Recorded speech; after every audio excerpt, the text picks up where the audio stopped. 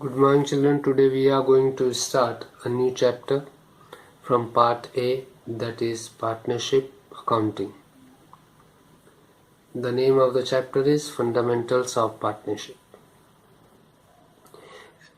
As partnership is a form of business organization where two or more than two persons join together to do a legal business and share the profits earned and losses suffered in a predetermined ratio, which is mutually decided amongst them, and the business is carried out by all or any of them acting for all.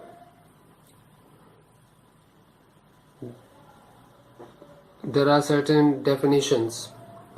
One of them is according to Section 4. To Section 4 of Indian Partnership Act 1932, partnership is the relation between persons who have agreed to share the profits of a business carried on by all or any of them acting for all. The persons who have entered into a partnership with one another individually are called partners. जो भी persons partnership में join करेंगे, they will become the partners, and collectively a partnership.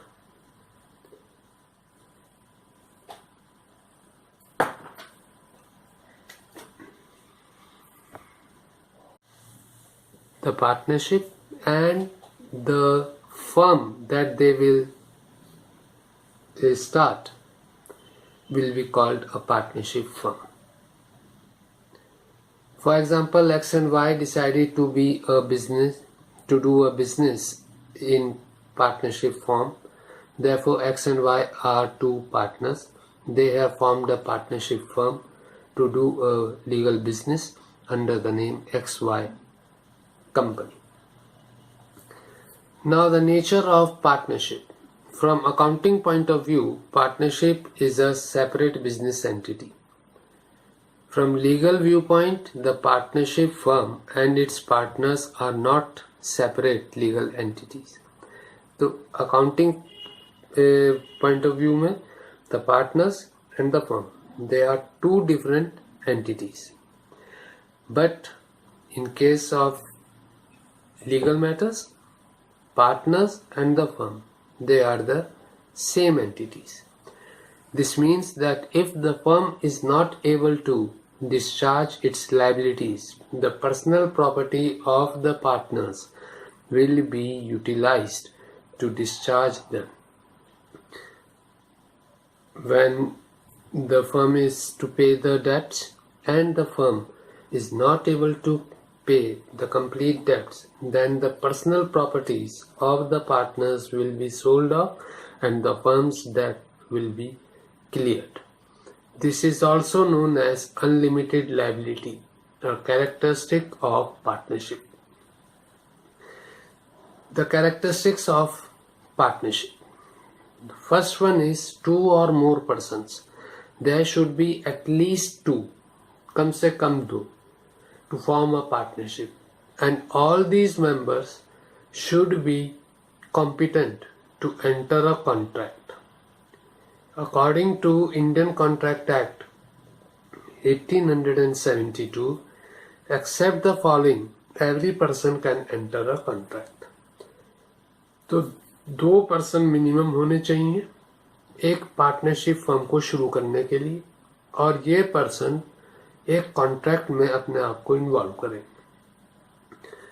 Indian contract act 1872 के तहत a minor, a person of unsound mind, कोई पागल आदमी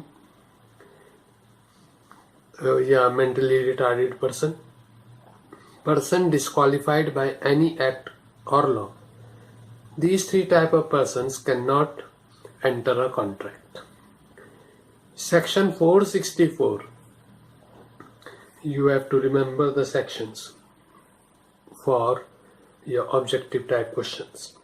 Of the Companies Act 2013 empowers the central government to prescribe the maximum limit of numbers of persons to not to exceed 100. तो companies act 2013 के section 464 के तहत क्या कहा गया, मैक्सिमम लिमिट फिक्स की गई कि किसी भी पार्टनरशिप में इंडिया में 100 से ज्यादा पर्सन्स नहीं हो सकते. The rule 10 of the companies miscellaneous rules 2014 has prescribed the maximum limit of partners to be 50. तो एक्ट कंपनीज एक्ट 2013 का section 464 it says that the maximum number of persons cannot exceed 100, but the rule 10 of the company's miscellaneous rules 2014 it prescribes the maximum limit to be 50. Thus, in effect, the maximum limit of partners cannot exceed 50. 50 से ज्यादा नहीं हो सकते rule के according, जबकि act यह prescribe करता है कि 100 हो सकते. Second, agreement.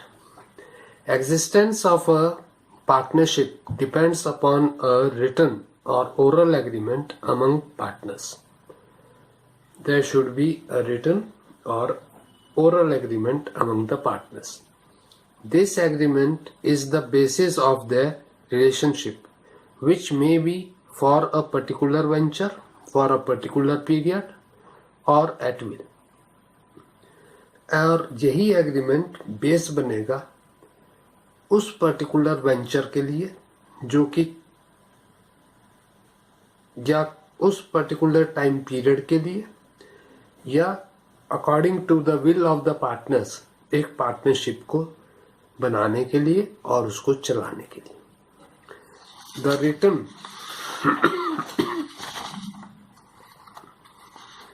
agreement between the partners is called a partnership deed. If the agreement is a written one, then that written documents is called a partnership deed. Otherwise, the agreement can be an oral one also. But it is preferred to have a written agreement. Third, lawful business. Whatever business which includes trade, vocation, and profession, but not a joint ownership or charitable activity. It should be a legal one in the eyes of the law. The fourth characteristic is profit sharing. The partners must share the profits and losses of the business. The partnership deed can restrict certain members to not to share the losses of the firm. The ratio of sharing is also mentioned in the partnership deed, and if it is silent, then the profit will be shared equally. The fifth characteristic is business can be carried on by all or any of the partners acting for all or mutual agency. Business can be carried on by all or any of the partners acting for all. This means that a partnership firm or a partnership business is a mutual agency.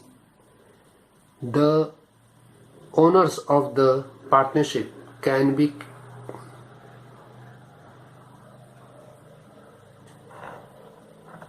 business of the partnership can be carried on by all the partners or by any of them acting for all the partners. This is called mutual agency.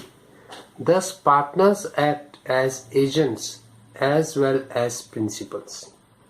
तो partners क्या बन जाएंगे? Agent भी हैं.